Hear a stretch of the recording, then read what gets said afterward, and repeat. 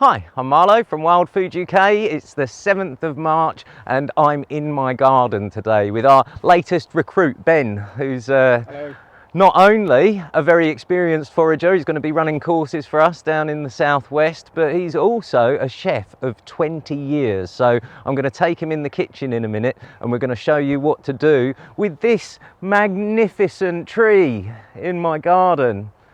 This is a magnolia tree, and as you can see, Ben's holding a basket full of unopened magnolia flower buds. Now, we're not going to pick them all because this is quite honestly one of the most beautiful things in my garden in spring. I'll drop in a few photos now so that you can see what these flowers look like when they're fully open. And there you go, there's a close-up photo of our lovely pinkish flower buds that we're going to be pickling.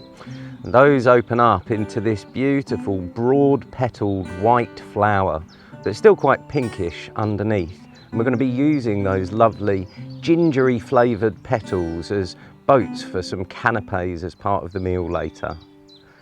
And there is a photo of our magnificent tree in full flower last year.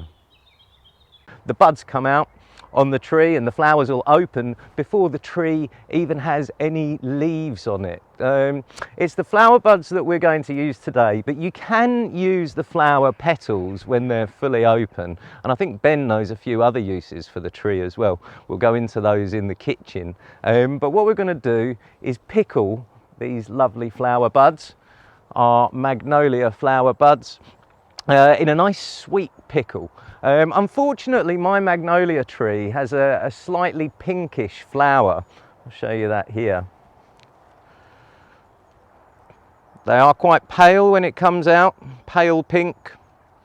Now, I say unfortunately because in my experience, the white flowered magnolias are the ones that have the sweetest buds and the sweetest petals, but the pink ones and particularly the yellow ones seem to have a bit of bitterness to them. We're going to use a nice sweet pickle today though, and that pickling liquor is going to very much overpower the bitterness of these magnolia buds. They're not particularly bitter though, so we aren't onto a loser here. The magnolia tree is a very ancient species of tree, or the family is a very ancient family of trees. There's fossil records of magnolias going back something like 100 million years, so they almost predate the evolution of bees, and it's thought that these trees they evolved to be pollinated by beetles. The one that you might be most familiar with, probably the most common one in the UK, is the Magnolia grandiflora. That's a big white flowered version. None of them are native to the UK. I think they originated in Japan and across Asia, but we've certainly got hundreds of different species that grow in the UK now. And in early spring, they are one of the most beautiful things that you can add to a salad or turn into a lovely pickle. So I'm really looking forward to seeing what Ben can do with these for us in the kitchen. Should we go and do that now?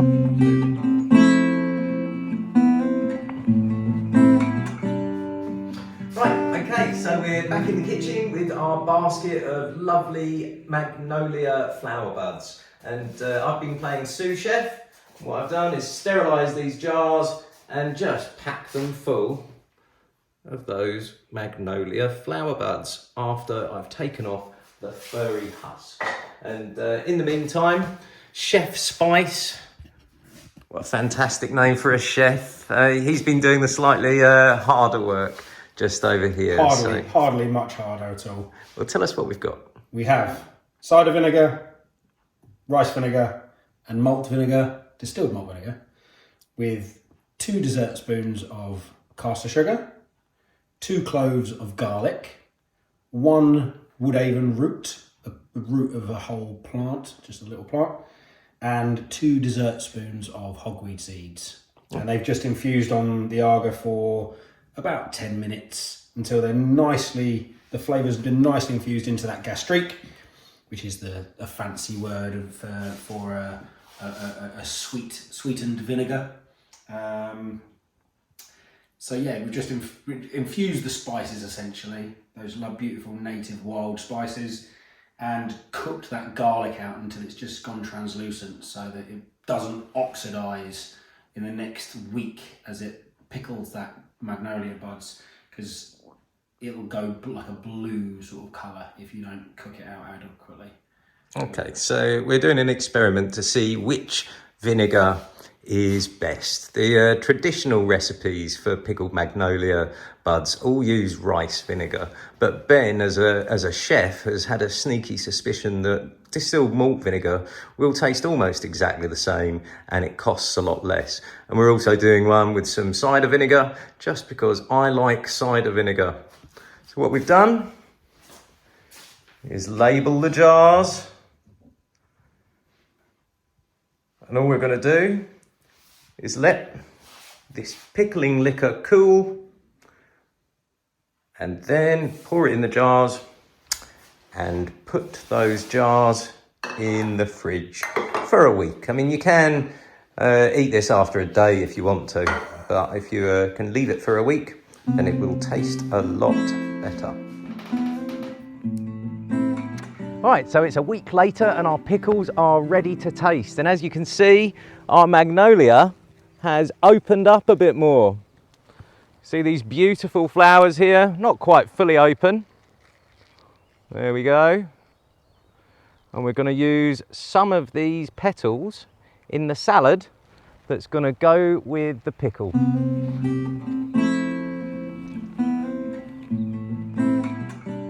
So we've come for a little walk to fill up our salad basket. We've got our lovely magnolia flowers, some primrose flowers, some violet flowers. This is going to be a really pretty and tasty salad.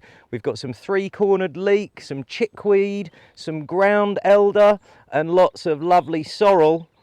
And now we're just putting in some pennywort, wall pennywort, for that cucumbery texture. I tend to find that pennywort is tastiest at this time of year. It tends to develop a bit of a bitterness later on in the year, in my opinion. But if you pick it in late winter, early spring, that's when your pennywort is at its sweetest. So we've got a lovely salad basket here, but unfortunately, Ben's now about to taint it with a plant that is not one of my favourites. He's going to convince me that I should like it though. So you're going to tell us about dandelions in just a second. Let's go.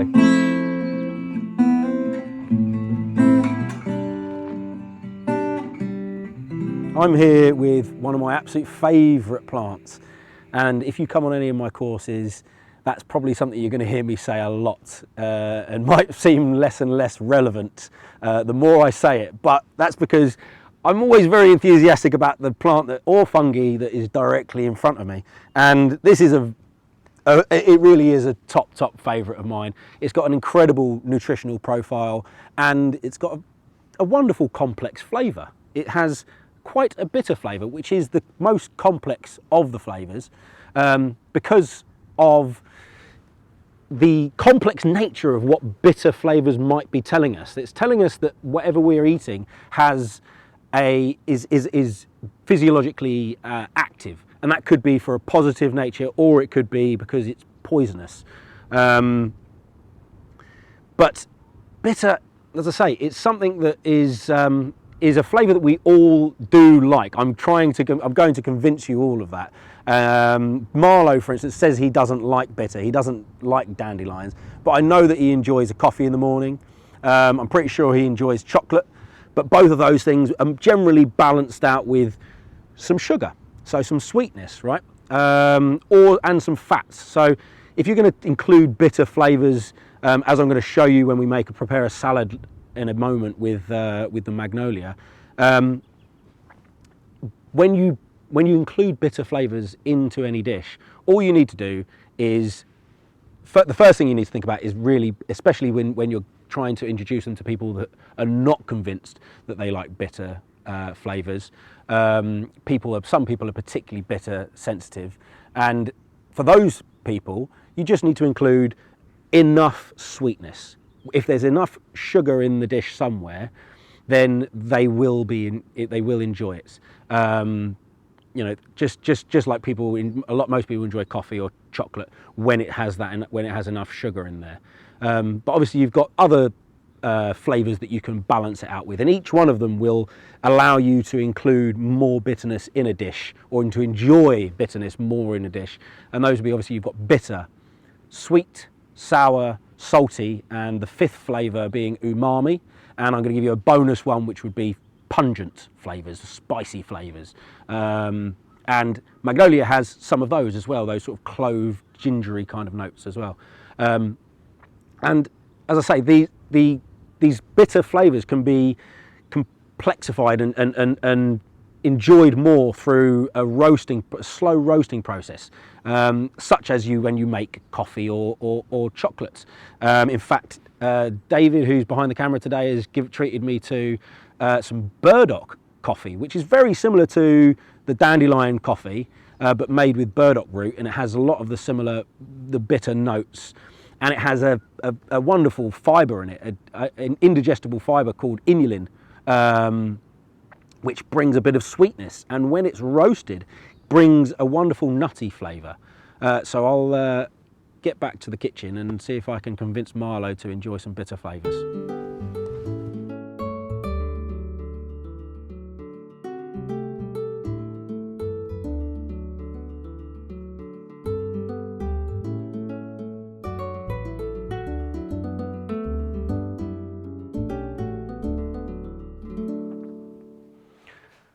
Okay, we're back in the kitchen, and I'm just going to take you through a very simple salad that I'm going to prepare with these beautiful magnolia blossoms.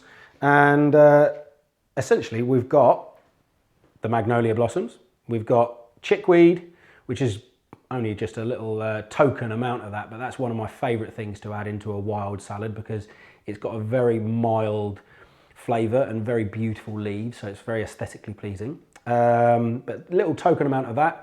We've got some sourness coming from the wood sorrel, a little bit of bitterness and some fragrance coming from the ground elder, far less bitter than the dandelion, so that's not gonna push us too far in that direction. And then we've got some beautiful little primroses, which are very mild, slightly sweet, and mostly there for aesthetic purposes. We've got a little bit of bittercress, which in fact is not very bitter at all. It's quite spicy.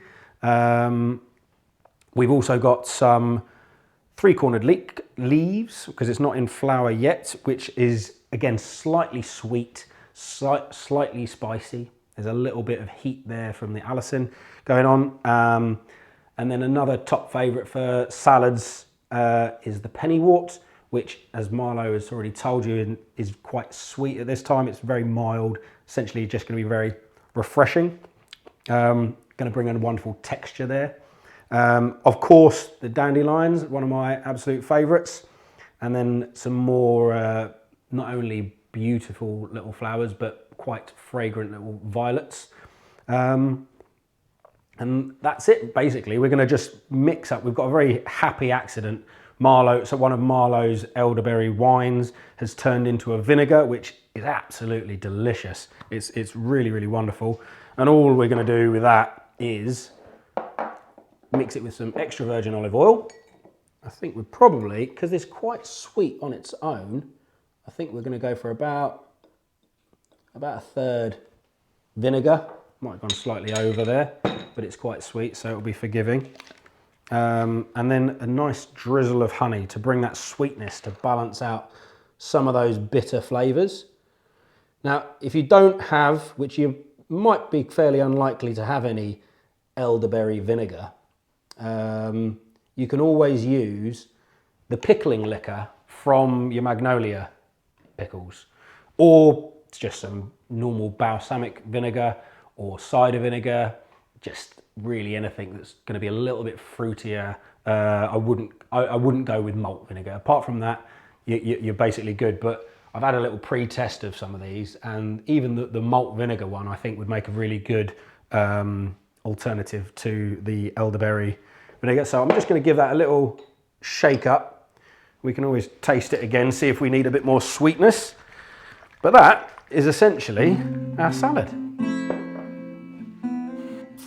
So here we are, we've made our pickles, we've picked and prepared, or Ben's prepared, this magnificent wild food salad. I've got Kelly, Steph, Lindsay, Rachel and Dave here, all to taste our pickles. So we're calling this the official Wild Food UK Magnolia and Prosecco lunch. What I want from everyone is really just enjoy the food mainly, but what Ben and I really want to know is whether you can tell the difference between these three pickles, because we've used three different vinegars in the pickling liquors there to see if there's any difference. We've got our salad, we've got our cheese, we've got some Hungarian quince jelly, we've got a load of crackers, and Dave is in charge of the Prosecco. I'm going to make a prediction as well. I don't think there's going to be a huge amount of difference between these pickles, but we'll see.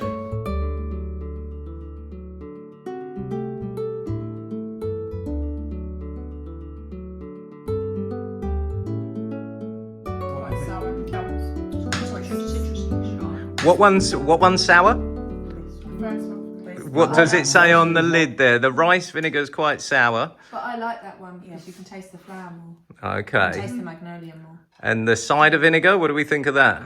Too strong for me. Tart, but nice. Yeah. Okay. And the malt was really sharpness. The malt's nice. Sugary. Oh. Well, look, come and dive into this amazing salad. Ben's dressed it with our own failed elderberry wine from a few years ago, Rachel. I don't know if you remember that one. Do you remember?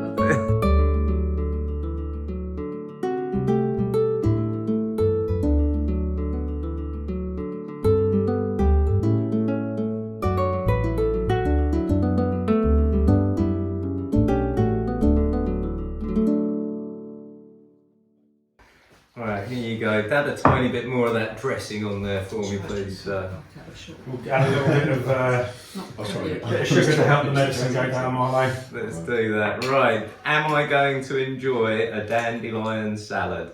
Let's see. I've purposefully put lots of dandelions on my fork here, with the slightly bitter magnolia flowers too, so...